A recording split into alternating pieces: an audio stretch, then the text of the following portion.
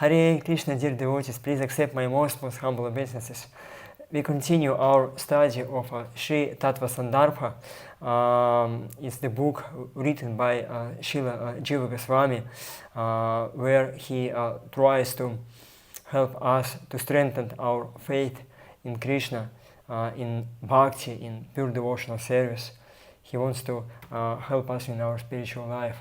And we have already covered the Mangalacharana to that book, which is a unique composition made by Srila Jiva Goswami, and we saw how he manifested his Vaishnava qualities in this Mangalacharana. He's not some kind of an arrogant scholar who is just trying to write some book to overshadow or over-eclipse all previous acharyas, something unique or something extraordinarily nice. No, he just wants to please his superiors. And he said in the third verse that Rupa Sanatana, they are Mathura Bhumau, which means that they are the rulers of Vrindavan, not just administrative rulers, but the rulers internal, those who are in charge of pure bhakti, which is there in Vrindavan. And therefore he offers obeisances to them. And he says that they are Tattva-jnapakau, that they gave him Tattva. Tattva means the knowledge about Krishna, about devotional service as it is. So it's very unique that we can get knowledge not just by our own efforts. We can get it only by the mercy of those who have knowledge. And Srila Jiva Goswami today, in today's class, he will speak about the faults of Pratyaksha Anumana, and he will establish that Shabda Pramana is the highest source of reliable knowledge. That is the only mean how we can know things as they are. And it's actually it's not cheap. I tried to do it myself, like in many situations I was studying this topic, not just externally, but I was trying to study it like in different kinds of pratyaksha, including some mystical pratyaksha, whatever was there. Krishna introduced me to many different persons who could do extraordinary things. But then finally, whatever information they gave me, it was not true, it was not completely proper. So this is the big question, how we can know the things as they are, what are the conditions, so that we don't mistake in our spiritual life. And this is the basis of our devotion, that we want to do not what is according to our plan, how we would like to serve Krishna, but according to his plan, what he wants us to do. And how to understand Krishna's plan? It's not easy. We have the overall plan, which is there in Shrimad Bhagavatam, in different shastras, in different scriptures. But then how to understand what is relevant for my own life? How I can get this knowledge, what Krishna wants me to do in my life? It's not easy. It's not cheap things. And this is the Shabda Pramana. This is the what Srila Jiva Goswami is going to establish. And then he is going to speak about the conditions according to which Shabda can happen in our life. So this actually it's very important. So many people they make mistakes just because they think that they know what Krishna wants them to do. But then it's not like that. It doesn't work like that. Krishna says in Shrimad Bhagavatam, it is said in the 11th canto, second chapter, Yavai Bhagavata Prokta Upaya Hyat Malabdhaye Anjih Pumsam Vidusham Vidhi Bhagavatan Hitan, that whenever means for achieving success, Supreme Lord himself established for the living entities. That's the most effective and the quickest way to perfection, not otherwise. And this is the Krishna's technology of success. And our great fortune will be to choose Krishna's technology, not our own means. Like in Bhakti Rasamrita Sindhu, it is said about the part which is given by the previous acharyas. Samrigyaksha sam hitum pantha santapa vajata anavapta shamam purve yena sadhu pratastere. That's the part given by previous acharyas. Samrigyah. Mrigya means like mriga, the deer who is running towards his goal. So mrigya means this is the path to which we should run towards Krishna. It's like a highway. You can drive in a very, very high speed. Samrigyah shesam hitum. This is the path which will provide us the shreyas, the highest perfection. Pantha santapa vajata. There will be no much troubles or problems in that path. Anavapta shamam prave yena sadhu pratastere. And we will work, but not too much, like in the paths of karma and jnana. No, it's the easiest part to Krishna. And yena sadhu pratastere, that path which was given by the previous acharyas. And all the acharyas, we can see that they made this Shabda Pramana or Shastras the basis of their understanding. The Shastra Yonitvat, Srila Jiva Goswami is going to quote this sutra from Vedanta Sutra in the next verses, speaking about the authority of Shabda Pramana in the 11th verse. So this but how it works, why we should believe to Shastras, why we should believe to the words of the perfect persons. Why is it? Why we cannot, by our own strength, by our sensory perception, or by logical inference, understand things as they are?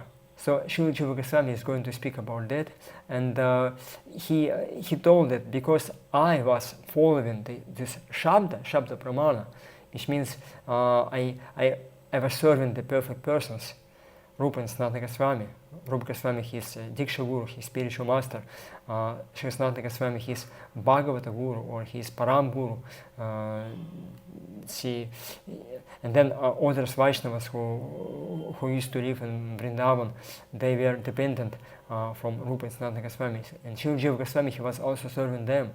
He speaks about Gopal Bhatta Goswami, the perfect person from South India, who was very close to him, and who wrote the original book, Tattva-sandarbha. And Srila Jiva Goswami, he just such a humility,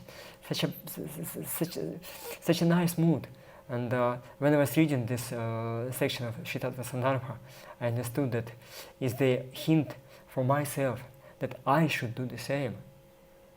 That this is the technology of success. If I want to ever perfect my life, I should do the same. So this is the example given by such great Vaishnavas as Srila Jiva Goswami. And we spoke about the Anubandha Chatushtaya, which means the introduction to the book, like a announce of the book. Like if you want to buy or not to buy some particular book, you can just open the front page and then see what is the annotation, like what is the short announcement, what is spoken about this book, description of the book, and then you can understand, do you need this book or not? So that's why Anubandha Chatushtaya is the same. It provides us information, what is there in the book, and what is the topic of the book, Atikari Chasam Bandho Visheshti Prayojanam Atikam Bhaktavyam Shastradautu Chatushtayam. I quoted this verse from unknown sources, that in the very beginning of the philosophical book there should be 4 anubandhas or prerequisites, which mean that the book's first is the Atikari, who is qualified to read the book, then Sambandha, and we saw it's not just an ordinary Sambandha, it's Vachikata Sambandha, which means the Sambandha, the connection between the topic of the book, and then the means how book describes this topic, like the methodology used in this book to help us understand the topic. and we gave an example of the English textbook. There are many books of English grammar or textbooks how to learn English, and the topic is the same, but the methodology used in particular book they may differ from one book to another. And in the annotation we can see that yes, this is the book which is using new methodology or some interactive methodology or some kind of approach which is very helpful for the beginners, and this is the Atikari who is qualified to read this book, or for the advanced students in English grammar or English language. So this is the then Apideya, how you should proceed, like what you should do, you should every week 3 or 4 times learn some new words and so on, like this. This is the Abhideya, the practice. And then Prayojana, what you will achieve. And they say that if you study this book, you'll be able to enter in the university, like IIT in India. It's very famous. See, so like it's a very high goal for many persons. So that's why we read the annotation and see, wow, yes, I'm at the beginner. I like this approach of this book. I tried many times different books, but I like this book. So I'll try. I will do that, and I will enter the IIT. Yes, and then I can go to America. Like I can teach, I can study, I can read books in the originals, Srila Prabhupada's books, like that. So this is the what entices us to start reading the book. So that's why it's very important to have this Nabandha Chatushtaya. And as we said, this it overlaps with the Mangalacharana, which has 3 goals: Vastu Nirdeshika, Ashirvada, and Namaskara. Vastu Nirdeshika means to explain what is the topic of the book. Then Ashirvada, give blessings to the readers. And then Namaskara, to offer obeisances to the superiors, so that they could bless the author to achieve the success in writing the book. So that's the like all those things, they are overlapped in the Mangalacharana. And today I will try to again like very shortly speak about that, and then we'll go further in the Tattva-sandarbha. I will try to cover today the 10th verse, which is very foundational, like 9th verse, which is very foundational, because it speaks about the different pramanas, the sources of achieving real knowledge, pratyaksha, anumana, upamana, arsha, and so on. Like Jiva Goswami, he's going to explain all those means of getting knowledge which are available in this material world, and he will give a conclusion to us that the highest pramana is the Shabda pramana, which means that getting knowledge from the authoritative source. And then in the 10th verse, he will speak about what is the highest Shabda. The highest Shabda is the Vedic Shabda. Why? Because Vedas are apaurushaya. They are superhuman. They are coexistent with the Supreme Lord. They have the qualities which provide us the full knowledge about Krishna. Krishna is Achintya, and Shastras, they also speak about him in the same Achintya way. So basically, it's like if you want to understand Krishna, you need to have some instrument like microscope or magnifying glass or whatever, or spectacles or whatever, like something different, like to see him as he is. And because Krishna is transcendental, you need transcendental means of understanding him. And there's the Vedas, because they are also transcendental. They are not material. It's not some kind of material books or material sounds. And Srila Jiva Goswami is going to explain it in the next Anuच्छedas. But first, as we say, that the most important methodology to understand things as they are is to accept that we cannot understand. Like in Kena Upanishad, this is the verse which is quoted in the prayers of the personified Vedas in the 87th chapter of the 10th canto. I think it's in the 30th verse. They say that Yasyamatam tasya matam yasya naveda saha. One who says that he understands everything, he doesn't understand anything. But then whenever he admits that I cannot understand, it's possible that I don't understand something. And then he approaches the Supreme Lord, Spiritual Master, he prays, please help me, please give me mercy. Yasya amatam tasya matam. He can understand things as they are. So that's why the prayers, the Sharanagati surrender is the actual means how to understand things. Therefore, I always I'm very sorry for speaking that again and again, but it's really important. We won't be able to grasp the Tattva-sandarbha just by intelligence, by reading the book. It's something internal. It comes as a revelation by mercy, like anubhava from the heart. And for that anubhava to happen, we need the mercy. So that's why we pray in the beginning of the book to all the previous acharyas, to Srila Prabhupada and to Srila Jiva Goswami, so that they could be merciful to us. Okay.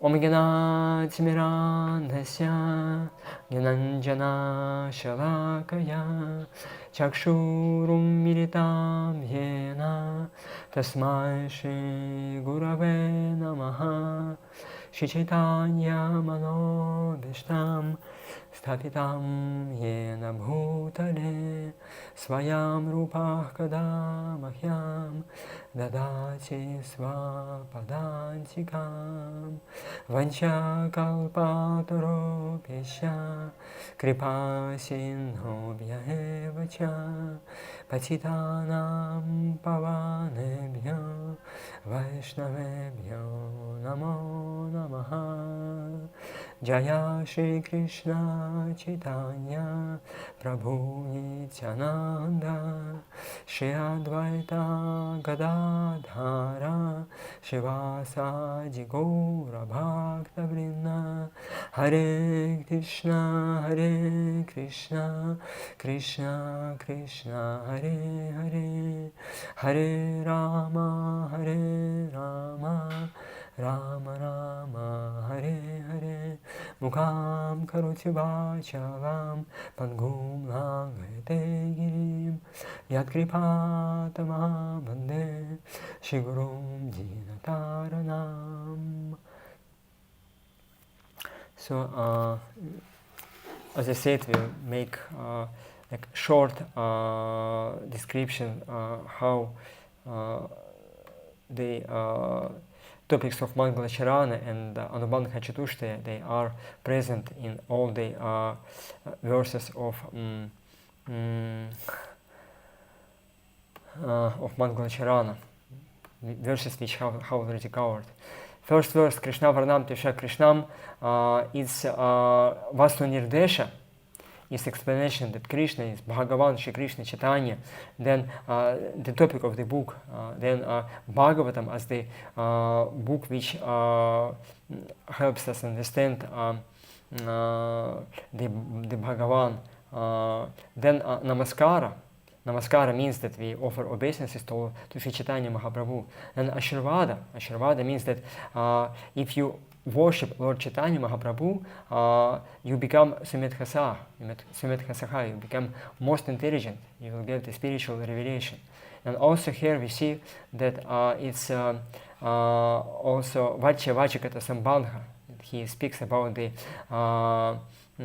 Bhagavan, which is the topic of the book, and Bhagavata-sandarbha. And the methodology, how he is going to describe this topic, is by the means of Srimad Bhagavatam. It's just a hint. It's not openly said, but it's kind of hints. Then Antah Krishnam Bahir Gauram Darshitan Gadya Vaibhavam Kalo Sankirtanad Dyaik Smach Krishna Chaitanya Ashitaha. He says that Kalo Sankirtana Adyaik Smach Krishna Chaitanya Ashitaha. Let us take shelter at Shri Krishna Chaitanya Mahaprabhu, who is preaching the importance of Sankirtana Yajna in Kali Yuga. It's also Vastu Nirdesha and Namaskara. Course, Nidresha means the topic of the book, Sri Chaitanya Mahaprabhu, like Bhagavan, and then Namaskara, offering obeisances to him. In the third verse, which speaks about the Rupa and Sanatana Goswami, Mathura Bhumau, who are the rulers of Mathura, he says that it's the Ashirvada. Like he uses this word Jaitam. Jaitam means let they will be successful, like victorious. Let they conquer. Let they achieve their goals. What is their goal? To give us prema, pure love of Godhead. And Jiva Goswami, he says that they became Tattva-sandarbha. They gave him full understanding of Tattva. And then he says, like Ashirvada, if you take shelter from Rupa and Sanatana Goswami, for you also they will become Tattva-sandarbha. They will reveal the same Tattva Jiva Goswami knows in your hearts. So then Atikari also. Atikari means that you have to take the authority of Rupa and Sanatana Goswami as the highest Vaishnavas. Otherwise, if you choose to take some other Vaishnavas or some other saints and so on as the highest devotees, the highest authorities, you won't achieve the same goal. So that's why it's the Atikara also. Then Namaskara. He's offering obeisances to the Rupa and Sanatana Goswami. Then in the fourth and fifth verse about Gopalabhata Goswami, it's also Namaskara towards Gopalabhata Goswami and his and previous acharyas, which he used, whose works he used for the draft of Bhagavata-sandarbha. So it means that Srila Jiva Goswami, he offers obeisances to him and to all others. And also Ashirvada, in the sense that if you read this Bhagavata-sandarbha, it's not some kind of bogus knowledge. It's the knowledge which is authoritative because it's based on the works of the previous acharyas who are accepted as such in the whole Vaishnavas, whole scholars, and whole in the learning circles. Then sixth verse. Yakshi Krishna Padam Bhoja Bhajanai Kabila Shavan Tanaiva Drishitam Etat Anyasmai Shapathor Pitaha, the curse given by Srila Jiva Goswami to those who have some material desires trying to approach his book. And he says that is the Atikari, what is the qualification? And then also Ashirvada, blessings, that even if you have some material desires, still you are qualified, provided that you try to give up those material desires. You have to annibila shita shunyam. You have to try to understand who is the supreme absolute truth, who is Krishna, trying to learn him. Bhajana abhilashavan, to serve him. Then Jiva Goswami, he will give you also blessings to understand this book. Then seventh verse. Athanatva mantra gurun bhagavatar hadan Shri Bhagavata-sandarbham sandarbham vashmelekhitum, that he having offered obeisances to my Diksha Gurus and also to my Shiksha Guru, who Gurun Bhagavatar hadan, who gave me knowledge of Srimad Bhagavatam. Then he starts writing this book, Shri Bhagavata-sandarbham. And also it's the Namaskara towards all his gurus. He offers obeisances to them. And also it's Sambandha. Sambandha, Vachikata Sambandha, which means that the methodology, how this book is going to explain the topic of the book in the way of Sandarbha. Sandarbha is a special kind of literature, which is the topical explanation of the Srimad Bhagavatam. So that's the one of the, also it's the Vachikata Sambandha. And then also in the 8th verse it's the Anubandha Chatushtaya as it is. Yes, it's the Namaskara towards Krishna and in all his manifestations, like Krishna as the Brahman, as Paramatma, as Narayana, and also as Supreme Personality of Godhead, and also as his energies, his devotees. Then Ashirvada, the blessings that if you read this book, you will get an opportunity to achieve Prema Bhakti. Then Anubandha Chatushti. Anubandha Chatushti means that Vishaya is Lord Krishna in his different manifestations. Sambandha, this verse says that Kvachitapi nigame yet tichin matra sattapi. Jiva Goswami, he says that my book is based on Vedas, Nigama. Nigama means the Shabda Pramana. He takes that as the highest authority. And then he's going to say that out of many different literatures in the Vedic knowledge, the highest is the Srimad Bhagavatam, which is the Nigama Kalpa Taror Galitam Bhalam, is the ripened fruit of all the trees of the Vedas. And then, so this is the Anubandha Chatushti Sambandha. Then Abhideya, how to achieve him? By practicing devotional service. And Prayojana, pure love of Godhead. So this is the how Mangalacharana, different parts of Mangalacharana, which means Vastu Nirdeshika, the describing of the topic, Namaskara, offering obeisances, and also Ashirvada, giving blessings. They are present in different parts of Mangalacharana, and also how some parts of Anubandha Chatushti also is there in the Mangalacharana. So this is the introduction to the whole 6 Sandarbhas. And Srila Jiva Goswami, he said about that, that he's, it's like a kind of enticement, a kind of introduction to what you're going to know by this book. As we said, that the 8th verse, it's the zipped verse, like in one verse, whatever is there in whole 6 Sandarbhas is just in one very short verse, in very short, concise form. So this is the genius of Srila Jiva Goswami. And then he continues. Then he says that Arthanam nirnaya ya tavat pramanam nirniyate. In order to understand all those topics like of Anubandha Chatushti, what is the Sambandha, what is the Prayojana, what is the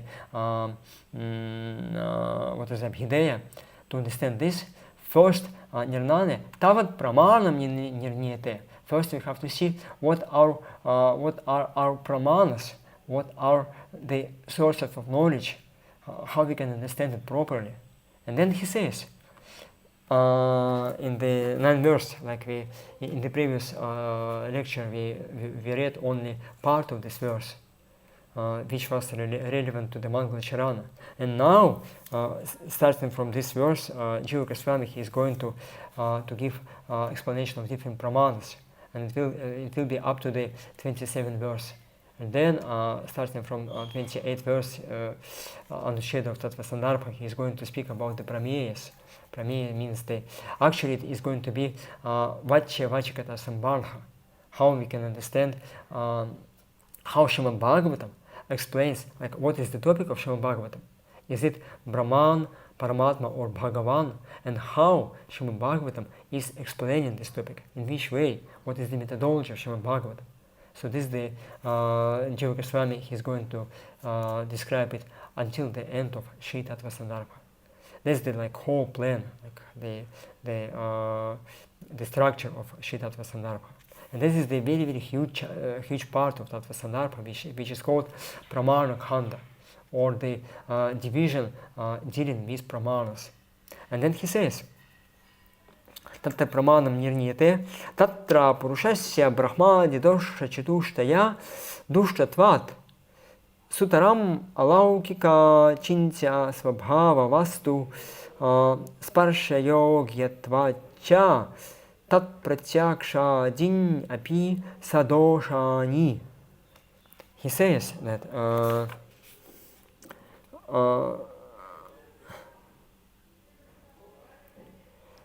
in that regard, since an ordinary person is tainted by 4 faults, beginning with incorrect judgment, and especially because his faculties, such as sensory perfection, are inadequate for establishing contact with reality, whose nature is super mundane and inconceivable.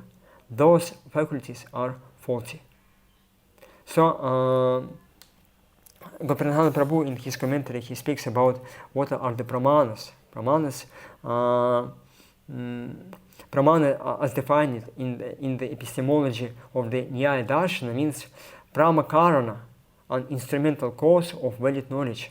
Nyaya Bhasha 5. Valid knowledge, prama, is further defined as yatharthanubhava, perception which agrees with the reality. So it means that you see things as they are. That's the result of using proper pramana. You will get prama, which means the proper knowledge. And then he says that it's the it's according to the Nyaya theory. Buddhist logicians, because they reject that can be such things as yathartha anubhava, because there is no reality as it is. It's just emptiness. Nothing is there. So they say that knowledge, correct knowledge, is the knowledge which is practical for some time, like some temporary knowledge. And they say Buddhists instead define truth in terms of capacity to inspire purposeful activity, and in terms of consistency. Avisham vadakam jnanam samyak jnanam. True knowledge is knowledge that creates no contradictions. So this is another approach. Okay, there is no such things as reality. Everything is just emptiness, void. Nothing is there. But for the practical purposes, for now, because we have to do something in this material world, so that's why we need some knowledge which is useful for some time.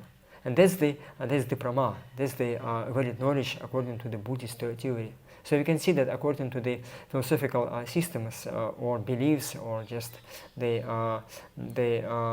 philosophy, they use different definitions of what is the actual knowledge. And then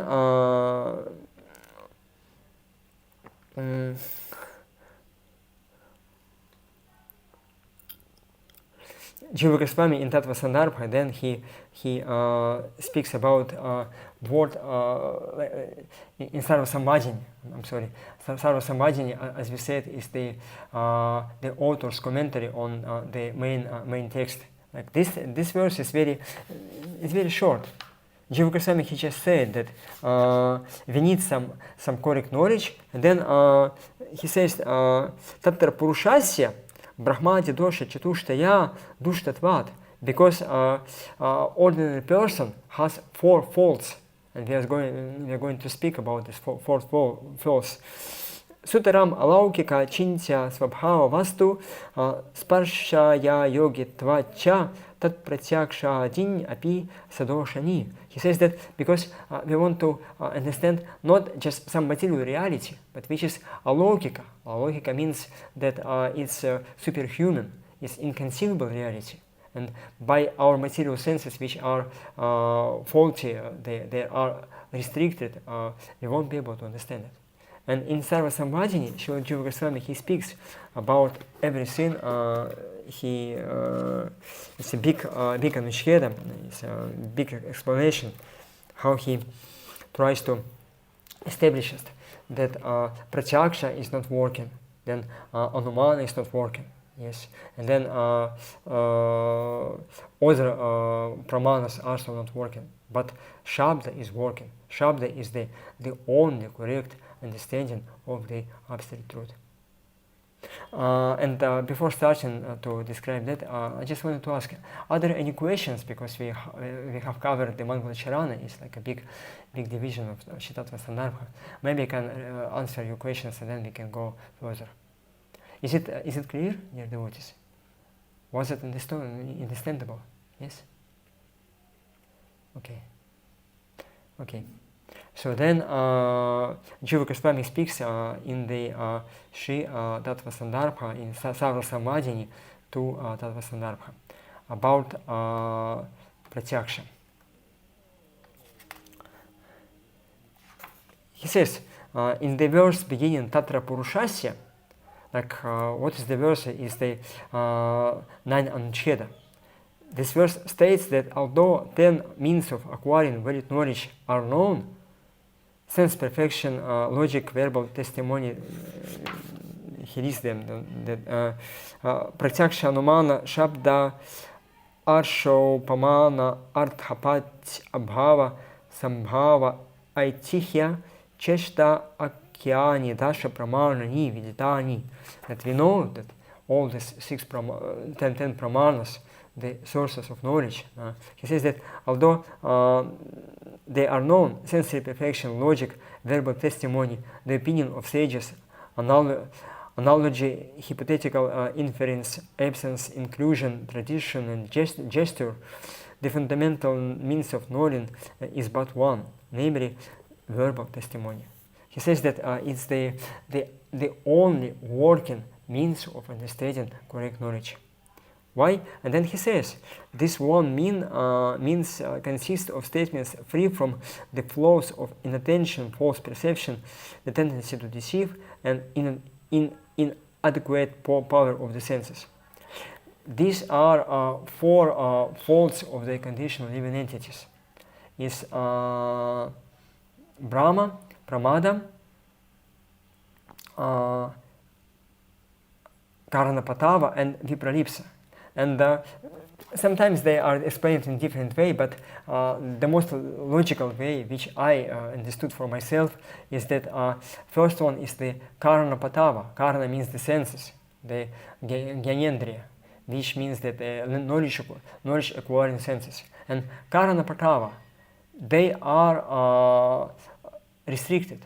Like we can get information like some sensors. For example, we have the temperature sensors, or the light sensor, or the so many sensors. Like if you take some machine, there are different sensors which give information to the computer, to the processor. And then, according to the information from the sensors, the computer makes some conclusions. He regulates different activities in the machine. So these are different sensors.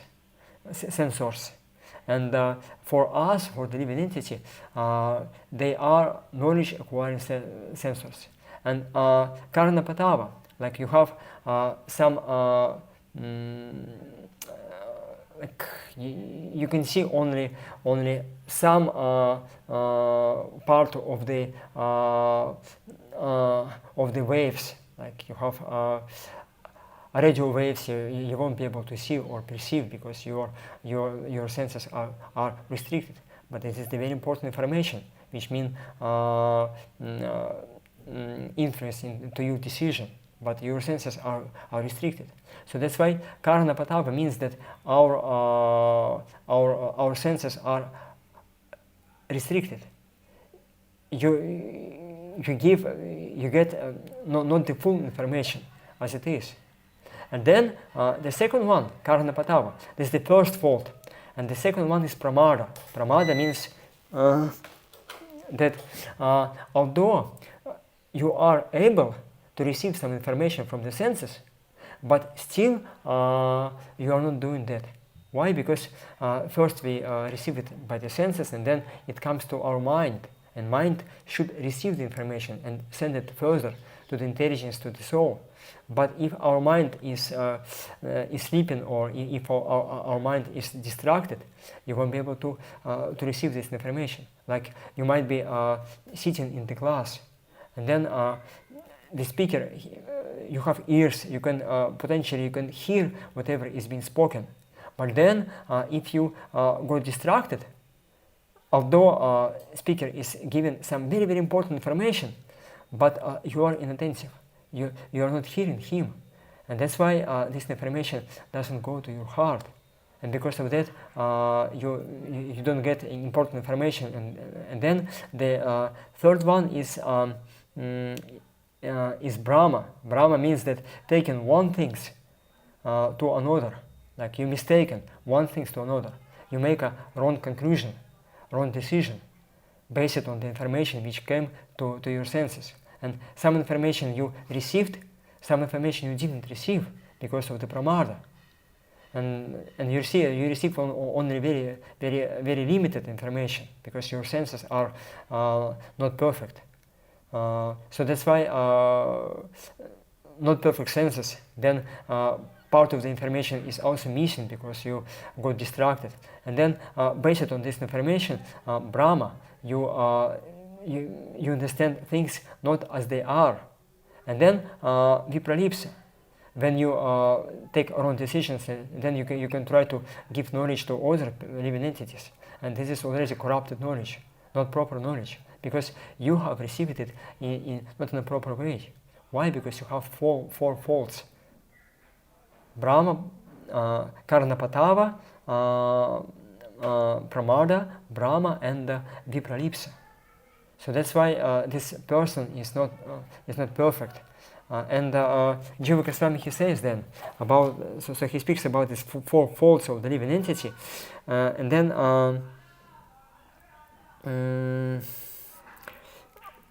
he says that the Shabda should be, because the other 9 means are mostly false by false perception and so on, they tend to give knowledge contrary to the facts. And so people are uncertain whether these are proper means or only shadow means of understanding, because the one means is free from those weaknesses. So it should be some information, some means which is free from all the four force of the living entity. The other 9 depend on it for becoming firmly rooted, just as the subjects of a king depend on him for their substance. Other reasons are that it does not depend on any of the others.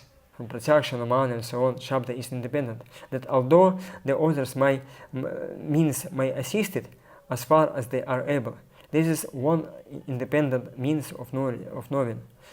In performing its function, is even seen to overrule the others. Like you get some information from Pratyaksha, and then you get Shabda, correct knowledge from the Shastras or from the spiritual master, from the authorities, and they say that what you see is wrong, but you might object, why is it wrong? I see it as it is, but actually it's wrong. You are wrong, they are right. So that's why Jiva Goswami, he says that it might overrule the information which you received by other means. And then that's a fact established by the one means is irreversible by the others. And finally, that is the most effective in providing facts that the powers of the other means cannot even touch. And then he says very important things. That Tatha hi pratyaksham. Then he starts dealing about the pratyaksha. So he said in general that we have Shabda, which is the this is the argument he is going to establish right now. And then he says that the other 9 are dependent, are not perfect. And then he deals with each others with them. And basically we have only 3: Pratyaksha, Anumana, and Shabda. So first he deals with the Pratyaksha, and he says Tathahi Pratyaksham tavan mano buddhindriya panchika janyataya shadvidham bhavet. There are 6 kinds of Pratyaksha. Pratyaksha, which means the knowledge which is received by the senses and by the mind and intelligence. like ordinary pratyaksha, and we have the superhuman pratyaksha, like some extra senses or somebody who has some mystical powers. He can see things which are very far away. He can see past, present, future. So this is the mystical, which is, according to Jiva Goswami, is by the power of the mind and intelligence. So he says that Shadvidham Bhavet, 6 kinds of pratyaksha. Then pratyekam, each of them punah savikalpaka, nirvikalpaka, bhedana. First one is savikalpaka, which means some general, some vague pratyaksha. You see, but not distinctly. Just something like a cloud, not correctly see. It's called savikalpaka, and then savikalpaka and nirvikalpaka, which means that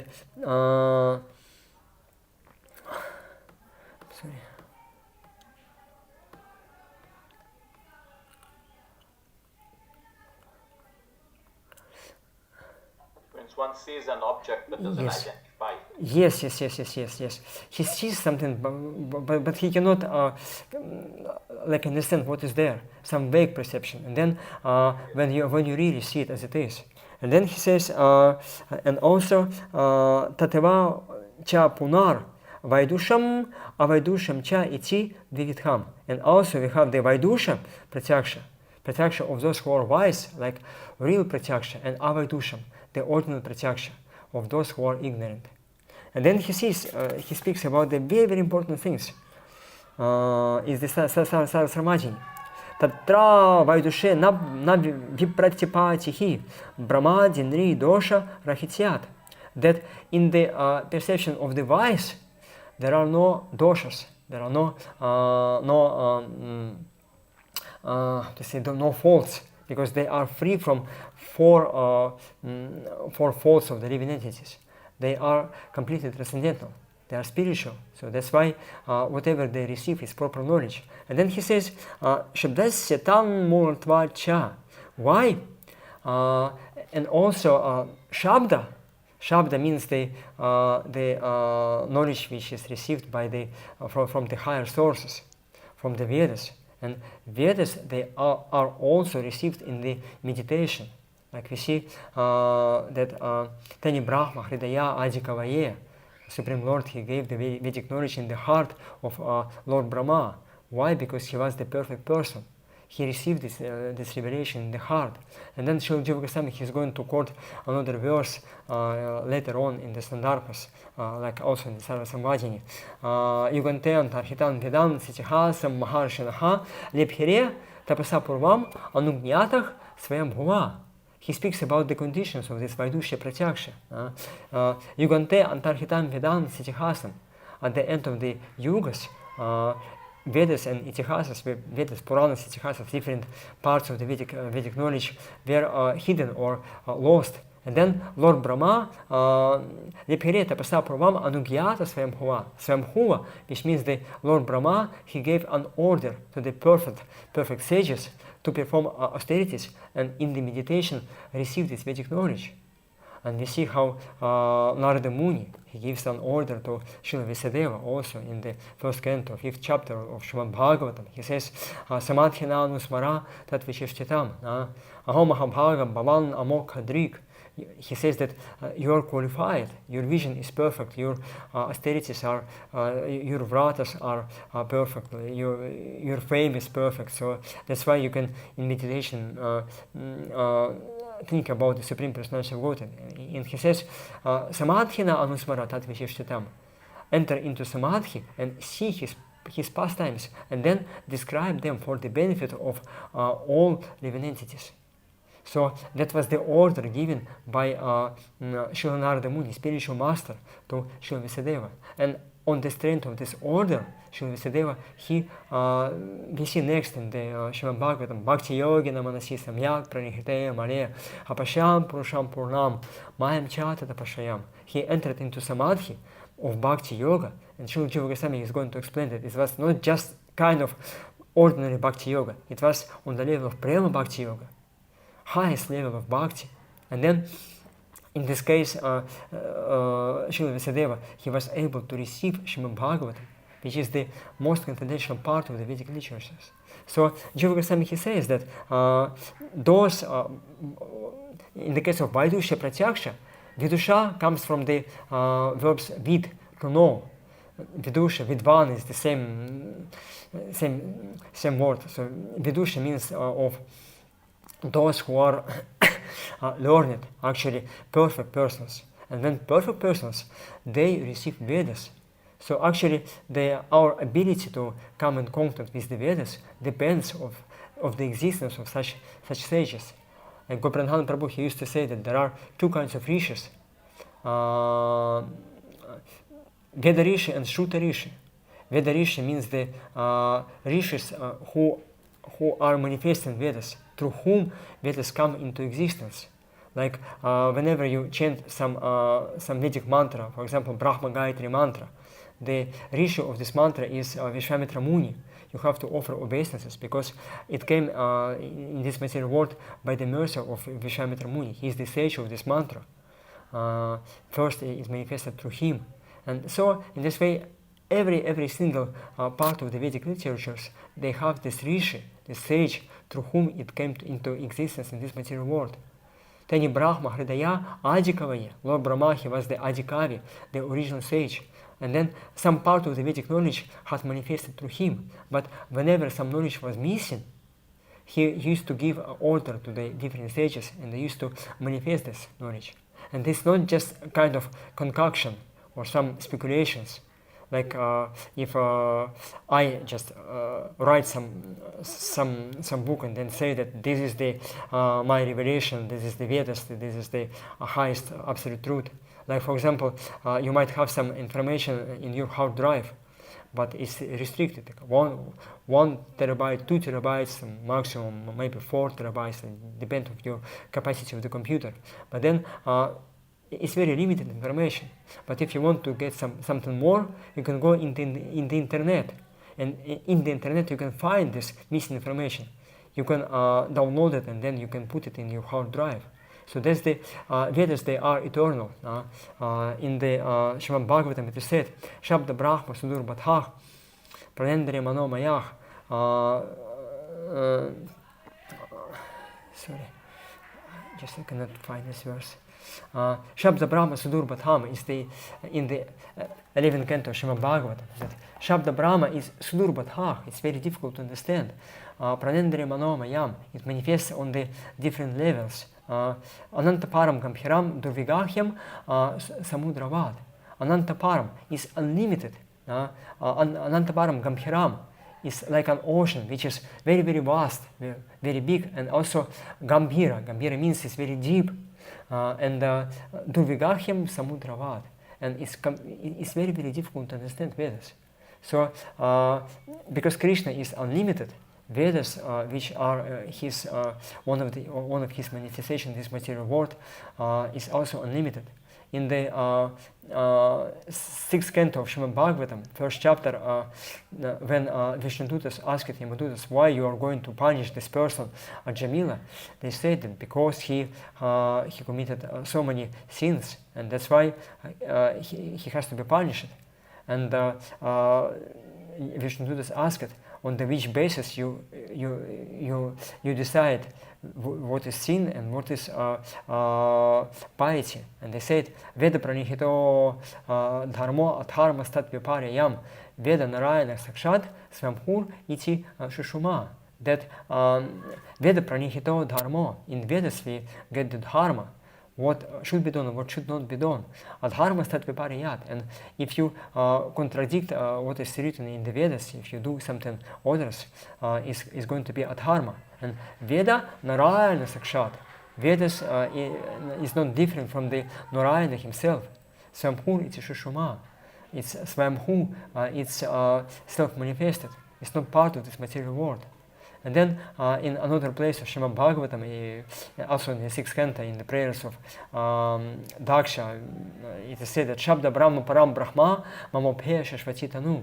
That Shabda Brahma and Param Brahma, Supreme Lord, as he is. And Shabda Brahma, the knowledge of the Vedas, is there are two of his spiritual bodies. So Vedas are completely spiritual. So that's why Vedas, as Krishna is spiritual and unlimited, in the same way, Vedas are also unlimited. And only part of the Vedic knowledge manifests here in the material world, whatever is needed. And when we need some more additional information, the proper technology how to get it is that Lord Brahma or acharyas or spiritual masters or whatever, they give us order. You have to lepkareta pasapravam. You have to perform tapasya. Not just some kind of tapas, material tapas, but the verb tap means to burn. It means that the very intense devotional service.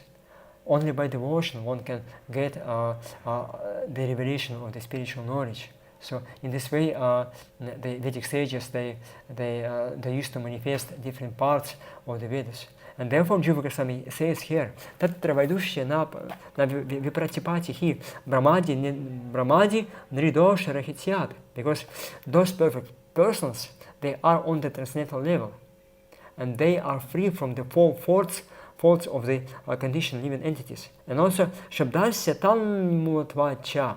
And because through them, Shabda manifests in this material world. Tatmutvacha. They, because they are perfect, they can give us first perfection is they give us Vedas, Vedic knowledge, Vedic literatures, like different parts of the Vedas.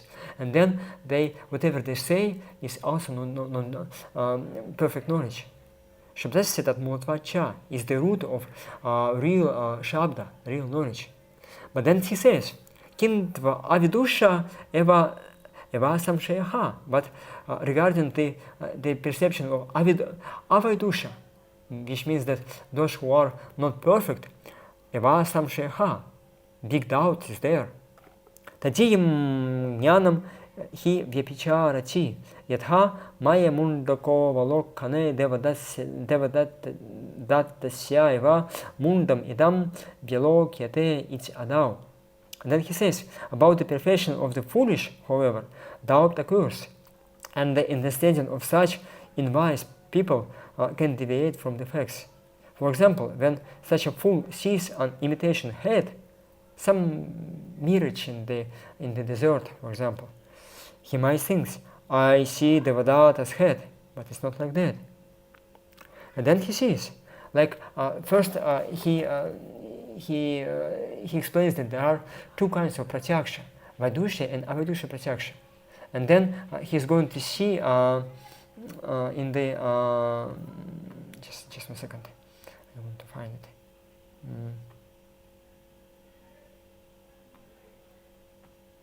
Yes, he's going to speak about the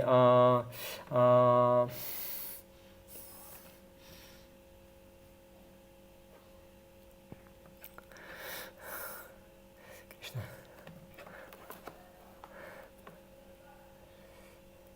Yes, he says that although he's going to speak about the Shabda as the highest pramana, but then he says Shastrartha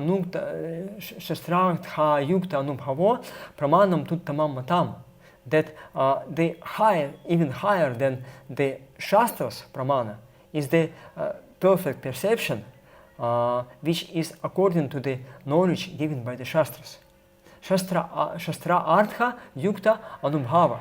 Anubhava means the perfect perception, Vaidusha pratyaksha. So basically what Shastra does for our sake, they provide us the technology, the means, the practice by which we can purify our heart, become transcendental to the modes of material nature, free from the faults of the conditioned living entity, become a perfect person, and then we can receive the knowledge. But then he says that knowledge which had manifested by that pratyaksha, perfect pratyaksha, should be according to the words of the Vedas. Shastra artha yukta anubhava. It's not just some kind of concocted anubhava or perception. It should be confirmed by the words of the Shastras. Because some kind of uncertainty is there. You might think that you had received the proper knowledge, but actually it's some kind of corruption, kind of mistake. So that's why Shastras still they remain the how to say the etalon or the standard knowledge. Our revelations should be confirmed by the Shastras, and we see also in the Chandogya Upanishad how there are two stories about Satyakama, who was the disciple of Gautama Rishi, and then he was worshipping the cows according to the words of his spiritual master, and then he's gotten a revelation. Like four mystical persons started to give you transcendental knowledge, and he had received this knowledge already. But then, when his Guru Maharaj came, Guru Maharaj he saw that some changes there in his heart, and then he asked, "What happened with you?" And he told that some mystical persons they came to me, they gave me some knowledge, but I'm not sure if it's correct, although it was correct knowledge. And then he asked, "Guru Maharaj, please, if it's correct," he offered this knowledge on the judgment of his spiritual master. And then he asked, "Guru Maharaj, if this is correct knowledge, please repeat it or correct me." And then, as Shankaracharya, he says to the commentary to this place of the Chandogya Upanishad, that basically Gautama Rishi, he repeated verbally, word by word, whatever Satyakama already knew. And then he gave him blessings. Now, that knowledge will stay with you forever. You won't lose it, and then you'll be able to use this knowledge in your practical life. It will become vijnana, realized knowledge. So that's the technology that Guru Sadhu Shastras. Even if you receive some revelation, some kind of some knowledge came to your heart, still you have to verify it according to Guru Sadhu Shastras. So that's the place of Vaidushya Pratyaksha. And then Jiva Goswami he speaks further about the Shabda, how it's different. Like Shabda, as we said, is the knowledge which is received from the higher source, perfect source. He says, Natu Shabda ha, yatha Himalaya himam ratnakari ratnam iti adav tat Shabdenaiva bat hamulam. That Shastras are not like this. Like what? Like when you see mirage in the desert, or this imitational head of the person, some kind of hallucination, and you say, yes, I see him, but it's not like that. But then he says, it's not like that in Shastras. It's completely different. He says, for example, in such statements as there is snow in the Himalayas, or there are jewels in the mind, in this mind, the facts are firmly established simply by the verbal statements. Or, to give another example, suppose one had been deluded by seeing a person's false head and may not even believe in that person's real head. Even if he then hears a voice in the sky say, this head is real, all who know the methods of logic will confirm that without respectfully approaching his elders, he cannot correctly ascertain any truth. So, it's another level of understanding. You see something and you are not certain, is it right or wrong? And somebody says you, yes, this is right. Like some voice in the sky. Some demigods might tell you, or you can receive some knowledge, like as I said, that there is pratyaksha by senses and pratyaksha by the mind and intelligence, superhuman pratyaksha, some kind of revolution from the higher sources. And like some people, they can see something or hear something or get some knowledge or whatever by different mystical means. And then we can take that, yes, this is the truth. This is confirmation. I see it, and they confirm that this is truth. But it might not be like that. And Jiva Goswami, he speaks about very, very important things. Janana pi, vridhu pasanam vina, lakinchita pi tatvena nirnetum shaknuti. iti sarvesham eva nyaya vidam stitihi. That all who knows the truth, nyaya vidam, knows the logic, the means how to understand the truth. They say that vrithu pasanam vina, without serving the vrithas. Vritha means those not just elders, but those who knows more, spiritual masters, acharyas. Acharyavan purusho vida. It is said in the Vedas that one who serves acharyas, he knows things as they are. Yasyadavi para bhaktiri dhadavi tatha gurau tasyate kathita hirtha prakashante mahatmanaha. Only to those great souls who had devotion to the Supreme Lord and the same devotion to the spiritual master, like vrithas means the seniors, those who knows things as they are. Without serving them, you won't be able to understand things as they are. So that's the means which Krishna gave to us, his technology. Tadvidhi pranipātyana pariprashana sevaya upadikshanti tad jnanam jnaninas tattva-sandarbha. If you want to know the truth, you have to tadvidhi pranipātyana. You have to see that whatever means I can get, like I tried by my own efforts. I tried to go to different extrasense, different mystics, different people. Like I was trying to approach to the scientists, make experiments, but still I see that it's not working. The real means tadvidhi pranipātyana. You have to take that I won't be able to understand. Pranipat means to fall down before the superiors. Na maha. Na means no, not, and ma, me, I cannot. Jiva Goswami, he gives this verse in the Tattva-sandarbha. Ahankara nivritanam harir evana duragaha.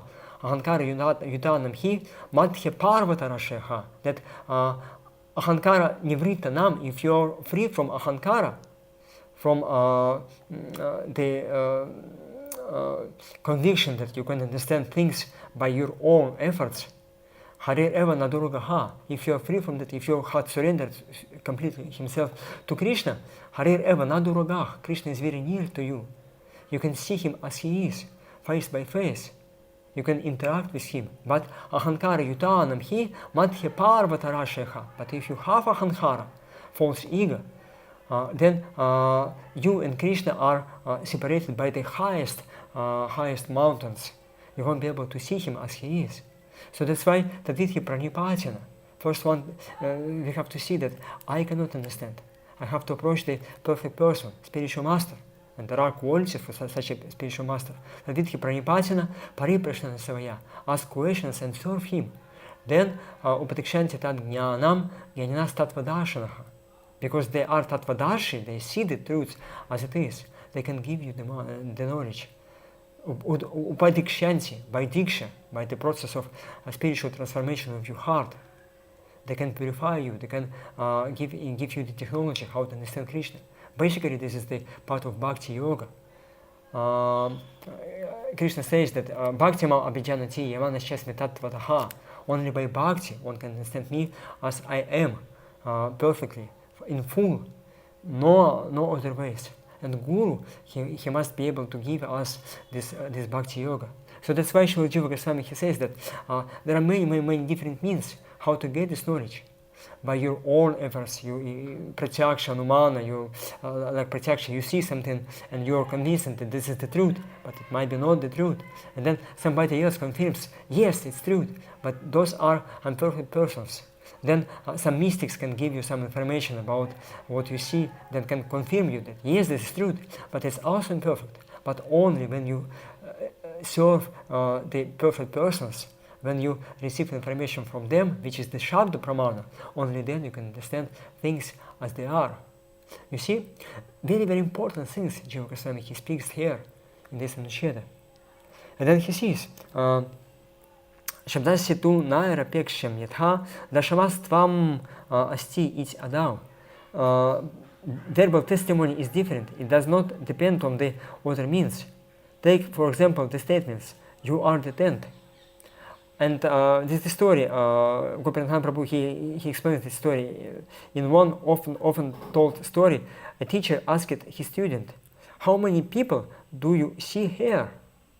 And the disciple, seeing his teacher and 8 others, answered, 9. No, the teacher corrected. 10 people are here, and you are the 10th. So that's the statements of Shabda. You couldn't understand it, you couldn't see it, you couldn't count yourself. But then Guru says that no, 10 people are here. This is the example of Shabda. And then Jiva Goswami says, as soon as this verbal testimony enters the part of one's ear, it disturbs any confusion that might be obscuring the right understanding, that I am the 10th. Obviously, the statement is independent. And then also, sensory perfection assists verbal testimony only as far as it can. Like there is some scope of usage of pratyaksha.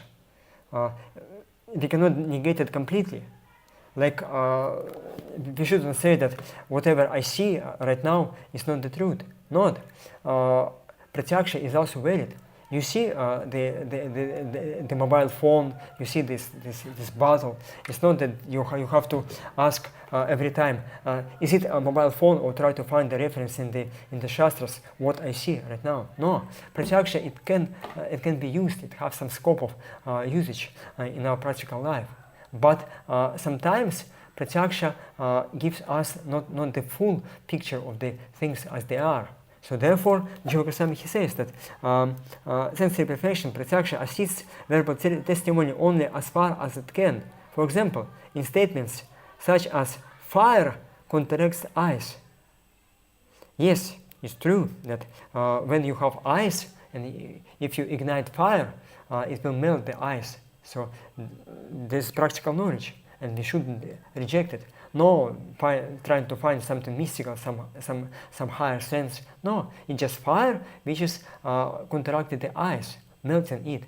So we can use it in practical life. But then he says, it cannot help, however, in statements such as, my son, you were in my womb in the city of Mathura. Mother says to the son, you were in my womb, because you cannot confirm it. At that time, you were not existent yet, so you have to believe the mothers. And this is the case of Shabda Pramana. You receive the knowledge from the authoritative source. Mother is the authority. She knows that you were in, at the time you were in her womb. You cannot confirm it by your own pratyaksha, because at the time you were not existent yet. So that's why Jiva Goswami, he says that pratyaksha can be used in practical life, but only to some extent. And then he says also very important things. Vedic testimony, moreover, can overrule sensory perception, as in the mantra. Sarpadashte tvayi visham nasti. This mantra, you have been bitten by a snake, but now the poison is no longer in your system, in your heart, like in your body. Why? Because this is the mantra which counteract the poison. They changed the sage. He changed this mantra, and because of this mantra, although you had the poison, but it's not there anymore. So that's why this is the Shabda Pramana, and by pratyaksha you won't be able to see it, to understand. Or also in the Jiva Goswami says, when verbal testimony establishes a fact, as in such statements as when gold is ingested, it becomes oily. Like you swallow the gold and it becomes oily. Just you won't be able to understand it. You cannot just go inside your stomach and see what is there. And then he says that verbal testimony alone is the most effective means of understanding something like persons being haunted by a ghost. Like we see somebody who is acting in case that in an unusual way, like he speaks some nonsense, he's behaving in a very nasty way, and you don't understand why. It's such a nice person, why he's behaving in such an unusual way. And then somebody says, yes, he's haunted by ghosts. So that's you won't be able to see, to understand what is there. But somebody who sees it can give you this knowledge. And then Jiva Goswami, he gives another option. The opinion that what all persons can perceive through their senses must be true. Okay, he says, I might be mistaken, but if many people, they see the same things, is collective perception. That means that what we see is the truth. But then he says, the opinion that what all persons can perceive through their senses must be true cannot be substantiated, because together everyone together in one place it's impossible. Like we have somebody who had very nice like power of seeing or some other senses, and like in this case when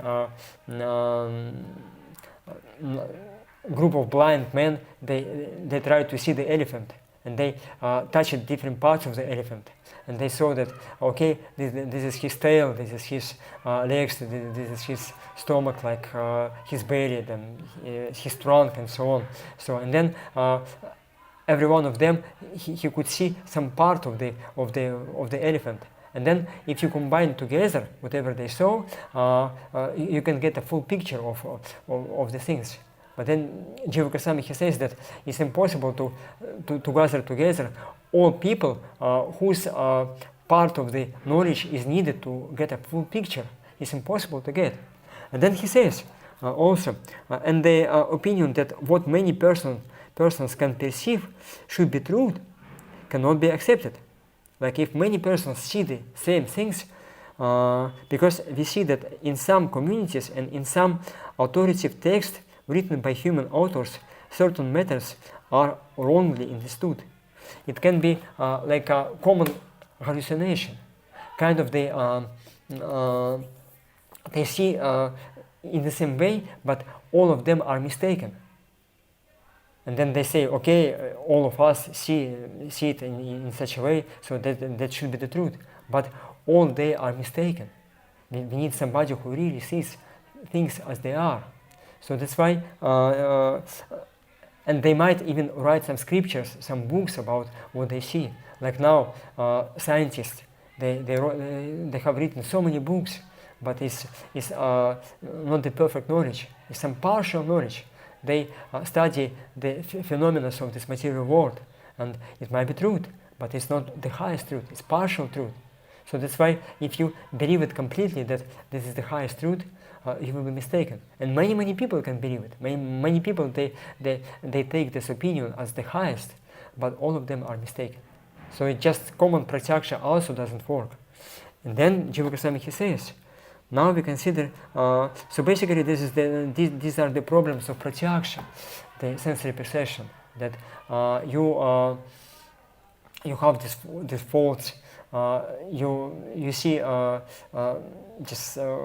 you might be mistaken. You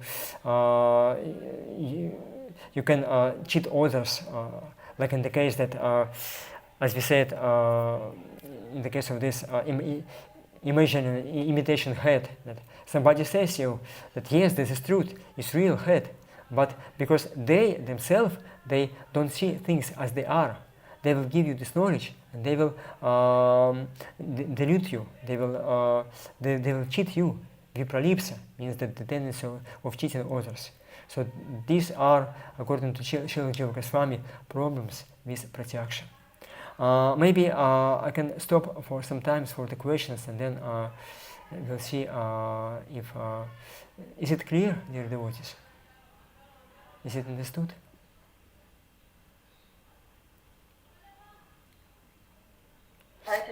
Yes, yes, Prabhupada Priyamataji, please. Yes. I'm wondering, you know how sometimes devotees probably have this experience yourself, that you don't understand something, and then you just pray, and then you meditate, and you keep praying and just meditating on it, and then the answer just comes. So in one sense, it's not from any bona fide source. It's not coming from Shastra, Guru, Sadhu, but still, Yeah, I'm just wondering, is that a bona fide means of receiving knowledge? Yes, Bhakti Mama Bhajanati Ivana Shasmi Tattva-sandarbha. Krishna establishes that by Bhakti, as we said, that Vaidusha Pratyaksha, the basis of the Vaidusha Pratyaksha is that the humility, the prayer to the Supreme Lord. You approach to Him and you're asking for His mercy. You're asking for the spiritual master. Like you approach the spiritual master, you ask for his opinion. That's the bona fide. But then, as we said, whatever knowledge you had understood or received, you have to check with the Shastras and Guru. Like Shastrartha Yukta Anubhava is going to be Anubhava. Anubhava means the revelation. You got the knowledge, and it might be proper knowledge, but then you have to check, is it there in the Shastras? And I had many times, as you said, in my own life. Sometimes I couldn't understand some complicated part of the Shrimad Bhagavatam or some Acharya commentaries, or whenever I help some devotees, they have some problems which I never had in my life, and then I'm trying to find the answer, and I start praying, chanting japa. I go to the deities, to the Yamuna river, or to Giriraj Maharaj, or I'm just trying to pray, and then some answers comes. And still I'm not sure that is it truth or not. In the heart I feel that yes, it should be true, because it's like looks like it's a proper solution. But then I used to pray, okay Krishna, please give me some hint. And then I remember like few times it happened. I was uncertain, is it true or not? And then usually every day I'm trying to listen to Srila Prabhupada's lecture. And when you are in this prayerful mood, few times it happens. I put Prabhupada's class, just any class, and then immediately in the class I get an answer, confirmation that what I have understood, Prabhupada just speaks about that like this. So this is the full picture. Yes, you get some revelation, but you have to get some confirmation from the Shastras or from your Shiksha Guru, Diksha Guru, from your superiors. You have to go to them and you have to offer this knowledge you have received to their judgment. And Narhari Sarkar Thakur in Shri Krishna Bhajanamrita, he speaks that this is the proper mood of the genuine disciple. Whenever he gets some knowledge from some other source, like from some Shiksha Guru, he has to bring this knowledge to his spiritual master, Diksha Guru, and then ask for the confirmation. Ask to repeat this knowledge, to say whether it's right or not. That's the mood. You might not be able to every revelation or every thing confirm with the spiritual master. But if this is the crucial revelation, it's better to confirm. Otherwise, if you start following this revelation, you might go to some another direction. You might make a mistake. So that's the full technology. Yes, you pray, you try to get the answer. But then when you get the answer, the second part is to confirm it. Is it right or not? Like in Yoga Sutras it is said, it's called Bhranti Darshana. Bhranti Darshana means the false visions, the illusion vision. When you get some revelation, but it's not true revelation. It's some kind of corrupted vision. And then spiritual master, he has to confirm, yes, this is true or that's not true. He had to warn you if you had made a mistake. So actually it's very, very important. And if you don't have this understanding, I saw many situations when devotees, they were praying, they were trying to get an answer.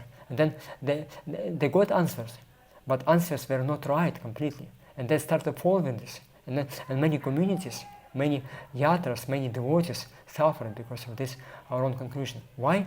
Just because they were lazy to get a second step, to approach the higher authority and ask, did my revelation right or not? So this is the very, very important point. It can save your life, your spiritual life, and lives of many, many devotees who are dependent on you. Especially if you are playing the role of Shiksha Guru or teacher or somebody who is taking care of devotees. because this is the spiritual life of devotees. It's a great responsibility on your shoulders. Yes. Did I answer to your question, Mataji? Is it understood? Yes, that's very helpful, Prabhu. So we should pray for the revelation, but then when we get something which appears to be a revelation, then we should seek confirmation yes. on that from our yes, gurus. Yes, exactly like that. Yes. Some other questions are there, dear devotees? Anyway, it's what Srila Jiva Goswami he speaks, and just later on we'll see the qualities of Shabda, like as he's going to speak about the what is Shabda, what is the proper source, what should be the qualities of the source. Like somebody can say that yes, I got some knowledge from somebody, some scientists or some mystics, and this is the proper knowledge, but it might not be so. So it should be a perfect person. And then he is going to speak what are the qualities of these persons, what are the qualities of the books which are which consist of this proper knowledge. Okay. Vishalaksha Prabhu, please, you have the hand raised. Please, your question. Hare Krishna, Prabhu. Hare Krishna. Place excellent all over senses. Prabhu, it's very nice class. Thank you. It's like a nectar you're continuously telling. Just by the mercy of my Guru Maharaj, because I myself, who am I to teach you Tattva-sandarbha? I'm the mercy case, you see. So if something helpful was there, just because you are very attentive hearer, you're eager to get some knowledge. That's why for you, Krishna gives you some revelations, some understanding. Yes. Yes, Prabhu. Thank you, Prabhu. And it is excellent that Srila Jiva Goswami Prabhupada is explaining each one in a detailed way. So here I want to know in one of the, when you are describing Prabhu, that one pramana using for explaining another pramana also in the process. I didn't get. For example, moon is there to explain a child showing the mirror and explain the moon. So mirror is also there, moon is also. So explaining one thing through another analogy. Yes, it's going to be upamana. Yes, upamana. Yes, Jiva Goswami he will say about that later on. But then he says that out of all 10 pramanas, basically we have 3 main pramanas: pratyaksha, anumana, and shabda. And other pramanas, they are kind of combinations of pratyaksha and shabda and anumana. So that's why he wants to establish that Shabda Pramana is the highest. Okay? Exactly. Yes. Shabda is the finally ultimate. Yes. And then he's going to say what is the Shabda Pramana, what are the quality of the authority of Shabda. Because when you receive information from somebody who is not perfect, it's also kind of Shabda. We have scientist Shabda, mystics Shabda, we have our mind Shabda, our senses Shabda, but it's not perfect Shabda, because the source is not perfect. So that's why the second step he's going to say is to establish what is the proper Shabda, what is the proper source of reliable knowledge. And then he's going to bring it the quality of the Shabda, which we can accept. And then he says that only Vedas, they up to the standard, because they provide us that quality Shabda. Okay? Yes. Advaita Krishna Prabhu, also you have the hand raised. Yes, Hare Krishna Prabhu. Hare Krishna Prabhu. I'm trying to understand this, Sutta Goswami says, Yathaditam Tathamati. So we explain when we're preaching according to our own understanding. But Vipralipsa is more or less he explained to be like the tendency or a desire to cheat. Mm-hmm. But then when we are preaching and we're explaining something and we may not have full understanding of it, but we're still preaching and we are still saying what we understand as we know to other people. Mm-hmm. So would that be considered Vipralipsa, cheating, if it is not even voluntary, but it is just like we don't have full knowledge, but we still try to teach or preach to others? Yes. So that knowledge won't be complete, because also even if it is properly presented, or even if it is understood, but we presenting it yathaditam tathamat. So is that Vipralipsa in that case? Yes, you see. Yes, understood. Thank you very much. Very, very nice question, Prabhu. Thank you so much. Actually, Sutta Goswami, his mood in the very beginning of starting giving instructions to the sages of Naimisharanya, he offers his obeisances to his spiritual master. It's 1, 2, 3 verse. Шримад Бхагаватам. Ям праваджантам анупиттам апетта критям двапаяна вирахакатара аджуха путрети там метая тараво пхиненус там сарвабхута хридая муним анатасми. He offers his obeisances to this highest, to his spiritual master, Śrīla Śukadeva Goswami. And then he says that Putriti tam mayataya taravop pinedus. When Śrīla Śukadeva Goswami, he went to the forest without taking initiation, or he just abandoned his father and spiritual master Śrīla Vyasadeva, and Putra, his father, he was calling him Putra, my son, and tan mayataya taravo phinetus. And the trees, they answered to him, they echoed him. Tan sama bhuta hridayam munim anatasmi. So I offer my obeisances to the sage who is able to enter in the hearts of all the living entities. And then Śrīla Vishnu Thakur, in his commentary, he explains what actually happened. He says that when he was It's okay, no problem. It's okay. When he was calling his son, then Śrīla Śukadeva Goswami, he's heard it, that his father, he's calling him, and then he thought, why he's thinking that I'm his son? Actually, son, father, is just external considerations. Actually, not I'm his son, he is my son too. And then his father was calling Putra, and then he echoed, Putra, you are Putra, you are my son, not I'm your son, you are my son. And then Tan Mayatayo Taramo Phinedus, and the trees also they echoed Putra, because Śrīla Śukadeva Goswami, he entered in the hearts of the trees. He spoke it through the trees actually. And then Vishnu Thakur, he says that Śrīla Sutta Goswami, he wants his spiritual master to enter his heart and to speak what is relevant for the audience, so that they could get whatever they need. Because it's the part of the qualification of the preachers. He shouldn't speak everything completely. He knows. He should speak whatever is relevant for the audience. Like in the 11th canto of Śrīmad Bhagavatam, one verse is there, and it's been quoted many times in Sandarbhas, Jiva Goswami. Bhaktivinoda Thakur, he speaks it on occasion of explaining the Niyamagraha. Sesvete kari yanishtha sagunah parikirtitah viparayasta dosha syat ubhayorava nishyaha. That Svesve Adhikari, according to the Adhikara or qualification, yanishtha sagunam parikirtitaha. You have to some particular things which are favorable for you, which you should do, and then viparayastu dosha syat. If you do something else, it will be dosha, the faults. So therefore, the preacher, he should determine the adhikara qualification of the audience, what they can accept, what they can do, what they can practice, and what they are not ready for. And that's why he should speak only that part of knowledge which he might know, which is relevant for them. That's the qualification of the preacher. So that's why, but in order to tune, how to say, to find this balance between what he knows and what they need, to speak it exactly to the point, it's not just by the intelligence, it comes by mercy. So that's why the preacher, he prays to Krishna. He says that to Krishna, to his spiritual master, to the previous acharyas, please manifest in my words so that it will be relevant for the devotees, so that I don't cheat them, so that I provide them proper knowledge.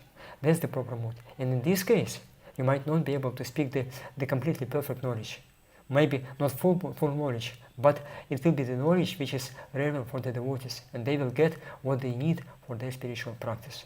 You see? But sometimes we also say things and then we don't really involuntarily, and sometimes just spontaneously we're preaching or we're talking, and then when we hear what we have to say, we realize that, oh, how did I say that? How did I mean that? How how does that come about? It's like you kind of surprise yourself sometimes. Yes, because- yes, so yes. That's an inspiration of the spiritual master. Or Yes, I yes, always yes. feel like Srila Prabhupada is using us. Yes, yes, Is exactly. that right? Exactly, Prabhu, exactly. Many times I remember when I was teaching Bhakti-Vibhava, Bhakti-Vedanta courses, and sometimes I stalked completely in some complicated passage, some verse from Shrimad Bhagavatam. I read original commentaries by Jiva Goswami, Vishnu Chakravarti Thakur, different acharyas. I could not understand. And I just start praying, whole day, whole night, like in the morning. Still, I don't understand it. And then I start teaching, and then immediately during the class, kind of revelation comes. And then I say, wow! And then I check again the commentaries and see how didn't understand it. It's very clear, see? So that might happen. And I understand it's not by my mercy. It's just by the mercy of my Guru Maharaj. Because I was praying to be an instrument in the hands of Guru Parampara. And they used me.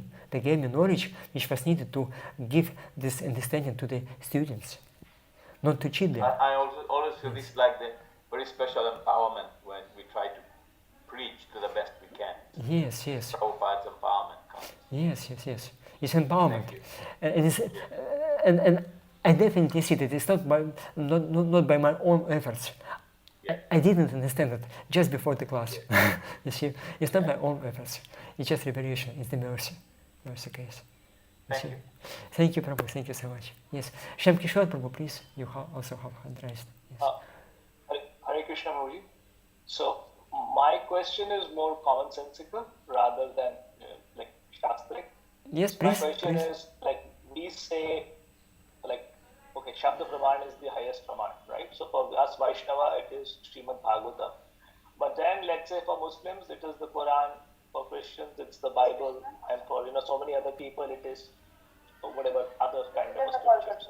So then how do we know like which Shabda Praman is the Shabda Praman? Like why is Srimad Bhagavatam the Shabda Praman, and why is not Quran or why is not Bible the Shabda Praman? Why is one and why is the other not? Yes, exactly. This is what Jiva Goswami is going to establish logically, and he will give us different understanding from different angles of views. Why we should believe to the Vedas, and he doesn't say that Vedas is the only way. Like Christians, they say the only way through Jesus or through the Muhammad, or through the Bible, or through the Quran, and so on. But then he says that not the only way through the scripture, which has some particular qualities. Like whenever they see that who is the God, and Srimad Bhagavatam, he doesn't speak about the God. Satyam param dhimahi. We should meditate to the absolute truth, which is janmadesya ton vaya tetratash chartvesha binyat svarat, which has particular qualities.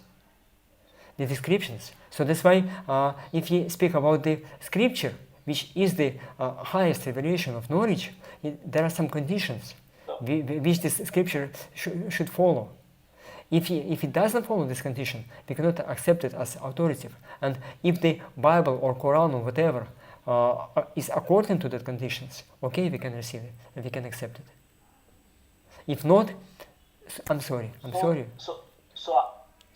So making it easy for a person like me, are they or are they not?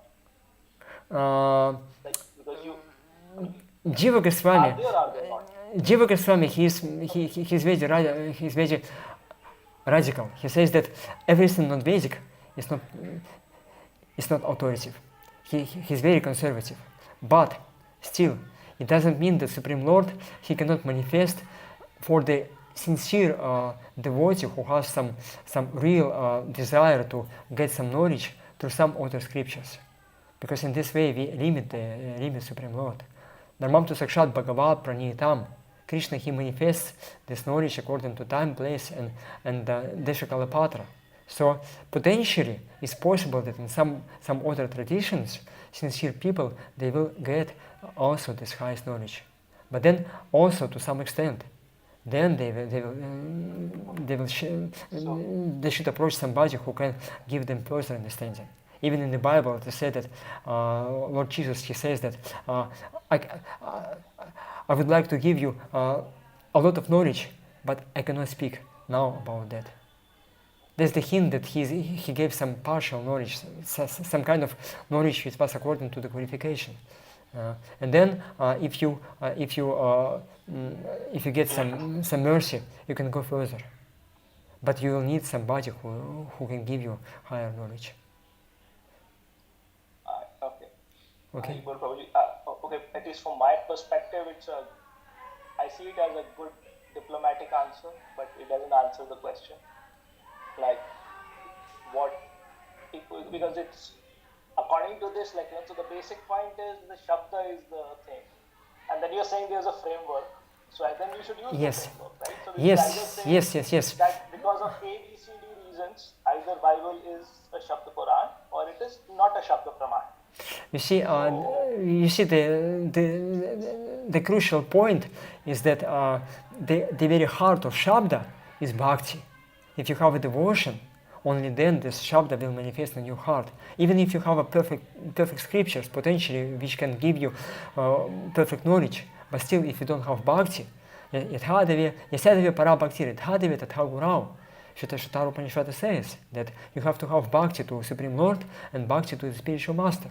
So these two conditions. Only then this highest knowledge will manifest in your heart. So even in the case of Vedic Shabda, you might not be able to get this knowledge. But then, potentially, if you have somebody in the different tradition, like Christian tradition or Muslim tradition, but he really has bhakti, devotion, yet hamam prapajante tam sadhava bhajamaham, Krishna manifests, because this is the Bhagavata Dharma. This is the very heart of some technology of getting spiritual knowledge. So potentially, by bhakti, such person he can get higher revelation.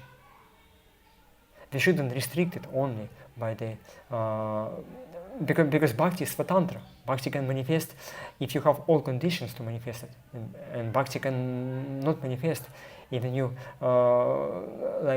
it can manifest without any conditions, or can manifest when you have all conditions to manifest it. It's svatantra, and Jiva Goswami he speaks about it in Tattva-sandarbha. So that's why if by some chance somebody in some other tradition has bhakti, Krishna potentially can give this knowledge to him, potentially, because the very heart of getting this knowledge is bhakti. And Vedasya Sarvajna Aham Vidyah, whole Vedas, they teach you about the bhakti, about the devotion. They should bring you to the point of bhakti. You see? And it's not a diplomatic answer. I'm sorry, Prabhu, because it's actually this is the very heart of the Vedas. It's the inner meaning of the Vedas. Otherwise, if you just externally say that, okay, I'm Vedic, that's why I'm perfect, and you're Christian, you're Muslim, you're not perfect, Krishna doesn't like it. In Shrimad Bhagavatam, in the prayers of Chitraketa Maharaj, it's 6:17:40, I think. He says that what is the use of religions other than Bhagavata Dharma, which are inimical, which are proud, which are not merciful to all living entities. This is not the Bhagavata Dharma, to think that you're exclusive, like you're unique, to be proud of being Vedic, the follower of the Vedic traditions. Although it's definitely the highest knowledge, but it's the most complete knowledge. It's given by Krishna himself. But your pride will prevent you to see the potential of other living entities in different traditions. So that's why we should be very careful not to judge according to the external considerations. They might give knowledge, and you might not get the knowledge. You see, that's the problem. Most important is to whether you follow the technology of relationship with Krishna. If technology is there, potential is there that you can get more knowledge. If you don't have the technology, you won't get it, although you might externally be part of the perfect tradition. That's my answer, how I understand it right now. Maybe you can correct me, maybe somebody can just add something to this discussion, but it's very, it might be diplomatical answer, but we can give some historical evidences, like in the 11th canto,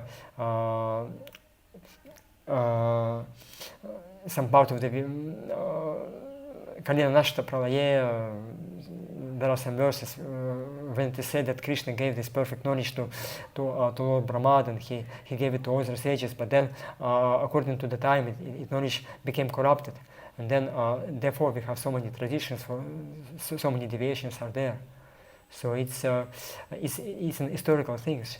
But then the crucial point is whether you have bhakti, whether you have devotion to Supreme Lord. If you have devotion, potentially Krishna can manifest to you. And we see in the prayers of Gajendra, in the 8th canto of Srimad Bhagavatam, we know that he had learned some verse from some prayer from in his previous life, and this prayer it was composed in such a way that he was speaking about the absolute truth, and he was calling somebody whom he didn't know.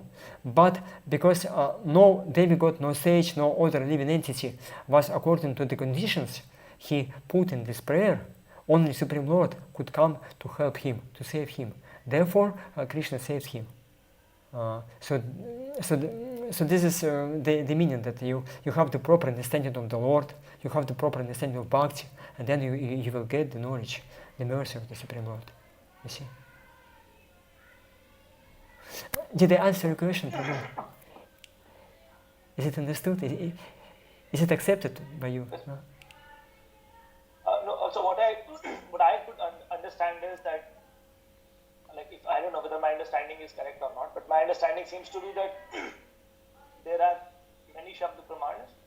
Srimad Bhagavatam is one of the Shabda Pramana, and because, which, as you said, later on in the course, we will see a methodology, how to evaluate what is a Shabda Pramana and what is not a Shabda Pramana. So you use that methodology to whatever scriptures they are, and then decide whether it is a Shabda Pramana or not a Shabda Pramana. Yes, Yes, exactly. Correct? Yes, exactly, Prabhu, exactly. Yes. Whether it describes the logic, yes, whether but then, the but then the logic is that human beings have 4 kind of mistakes, right? So if we are going to use a methodology to evaluate something, whether it is whether it's a Shabda Pramana or not a Shabda Pramana, then how does the Shabda Pramana remain a Shabda Pramana? It's no longer yes, a Shabda yes. Pramana, right? Dramasi tatvam nihitam guhayam mahajjana yenekatar sapandhah. You have to have the living, like we have book Bhagavata, and we have the person Bhagavata. We have to have this knowledge who had realized this, what is there in the Shastras. Like we have different traditions, and the highest revelation would be the Prema Bhakti, or the pure love of Godhead. And you have such persons who had realized this. They can correct you, they can provide you proper understanding of the Shastras as they are, because they are, for them it's going to be Vaidusha Pratyaksha, which means that the knowledge which is free from all the faults. So that's why by their mercy you will be understand. Is it a real tradition or not real tradition? Like potentially is there, but as you say that if you judge according to our qualification, you won't be able to understand it. You have to receive this knowledge from those who had realized it. The living Bhagavatas, or living person who is living the Bible or Quran, actually following this mood which is there, the bhakti which is there. So only they can explain you that this is, yes, this is proper Shabda or proper tradition, and why it's proper tradition. From inside, not from outside. From outside, yes, we can mistaken, but from inside, somebody who had realized this knowledge, only he can give you the proper understanding of the tradition. That's the only way. Yes. Okay? Okay. Thank you, Hari. Hare Krishna, Prabhu. Thank you so much for your questions, Prabhu. Very nice. Yeah. Thank you. Yes. Also, Prabhupada Priya Mataji. Yes. You have a right. Hare Krishna. First, I wanted to add something to this discussion. Yes, please. So, to this discussion, verse came to my mind is from Bhagavatam 4:3-23. Sattvam Vishudam Vasudeva Shabditam Yadiyate Tatra Pumana Pavritam. So it's talking about how realization of the Supreme Lord comes to one who is, on the Shuddha Sattva platform. Yes. So, and then how we come to the Shuddha Sattva platform is by devotional service, right? Like Krishna says in the Bhagavad Gita. Yes, yes.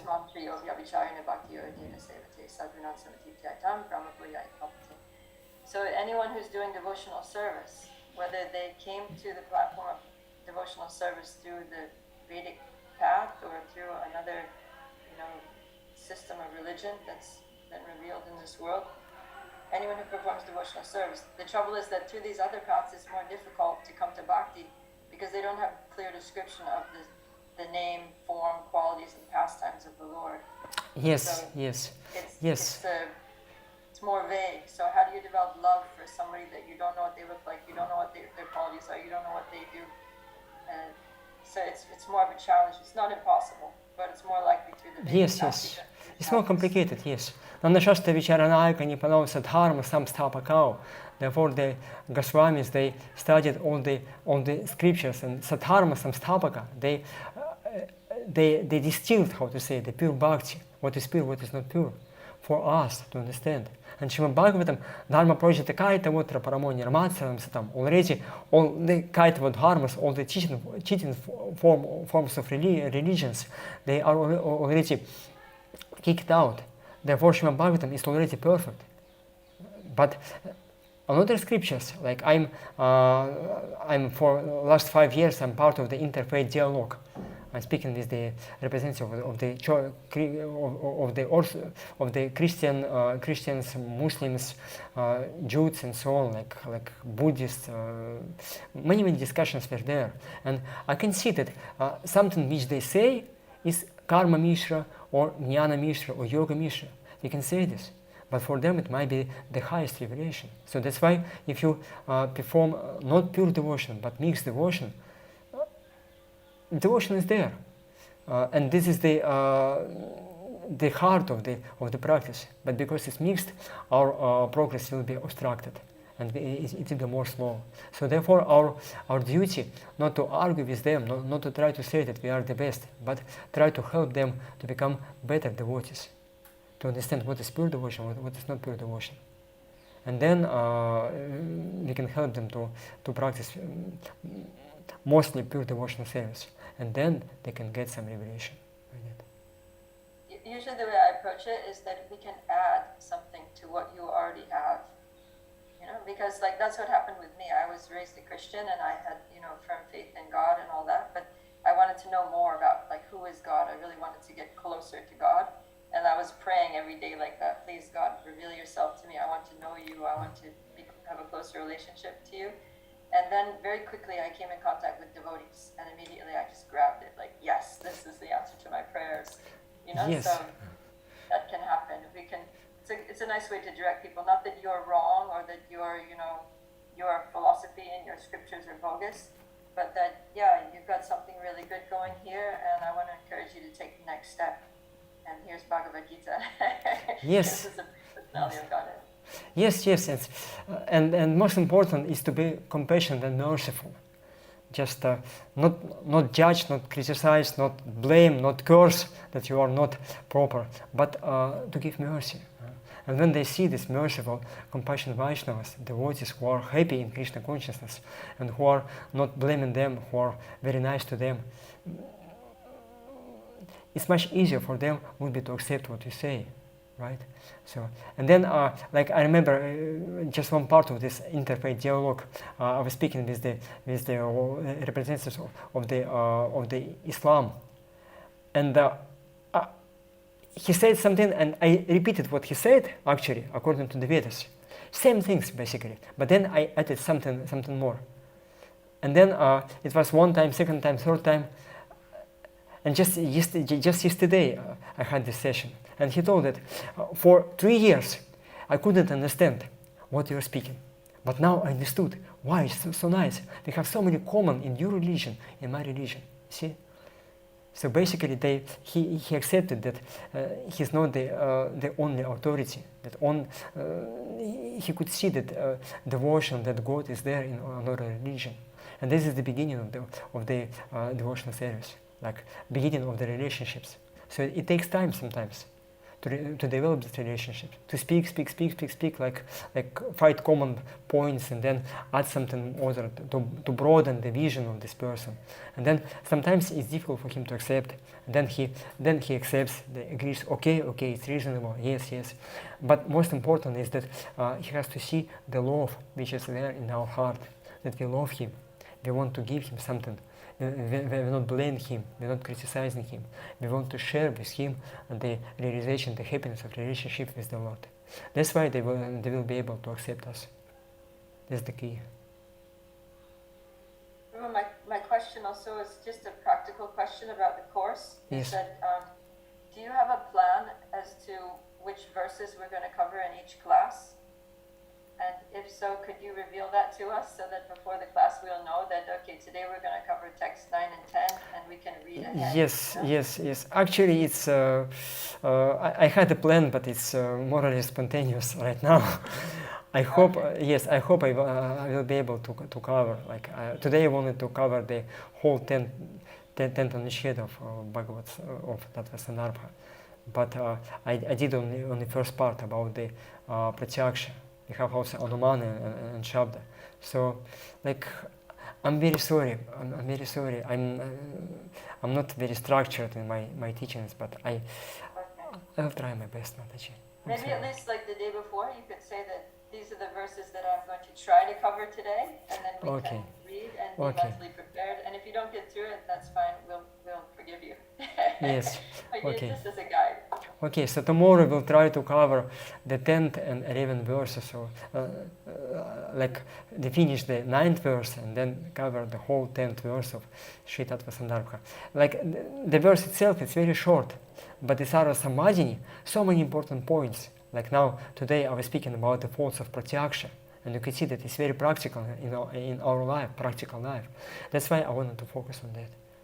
Then it will be like more or less common sense, like some kind of theoretical knowledge. It's important, but it's now just I wanted to speak about that. So that's why. Thank you. Okay. That's very helpful. Okay. Thank you. Hare Krishna. Okay, now it's time to finish.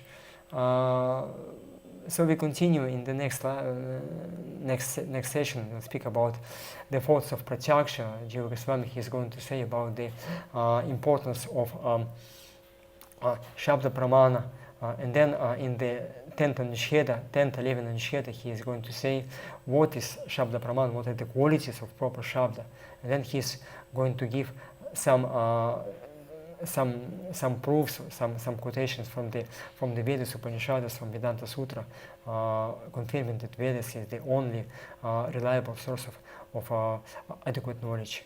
So, and actually, Jiva Goswami he's doing that only in order to strengthen our faith, that we are not just some sentimentalists who are trying to love God, but this bhakti is the heart of all the Vedic literatures. Is the heart of all the Vedas, and studying the Vedas should bring us to the point of practicing Bhakti Yoga. That's the highest goal of Vedas. And by practicing Bhakti Yoga, Sadhana Bhakti will get Bhava Bhakti and then Prema Bhakti. Okay. Thank you very much, dear devotees, for your attention. We'll finish now. Grantaraja Shri Tattva-sandarbha ki jai, Grantaraja Shrimad Bhagavatam ki jai, Shri Jiva Goswami Prabhupada ki jai, Shri Prabhupada ki jai, Sveta Bhakta Vrinda ki jai, Gaur Premanandi Hari Hari. Thank you, Prabhu. Hare Krishna.